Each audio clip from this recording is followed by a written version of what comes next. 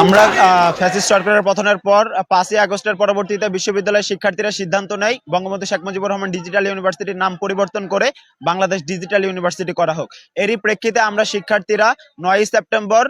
রাষ্ট্রপতি বরাবর এবং শিক্ষা সচিব বরাবর একটা আবেদন প্রেরণ করি এবং পরবর্তীতে যখন 16ই জানুয়ারি উপদেষ্টাগণ সিদ্ধান্ত নেন বিশ্ববিদ্যালয়ের নাম পরিবর্তন হবে। এরই প্রেক্ষিতে আসলে আমরা চাচ্ছিলাম যে আমাদের বিশ্ববিদ্যালয়ের নাম বাংলাদেশ ডিজিটাল ইউনিভার্সিটি করা হোক, কিন্তু আমরা 13ই ফেব্রুয়ারি জানতে পারি যে বিশ্ববিদ্যালয়ের নাম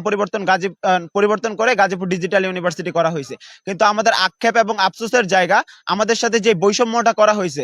বাকি দুইটা বিশেষায়িত বিশ্ববিদ্যালয় মেরিটাইম বিশ্ববিদ্যালয় এবং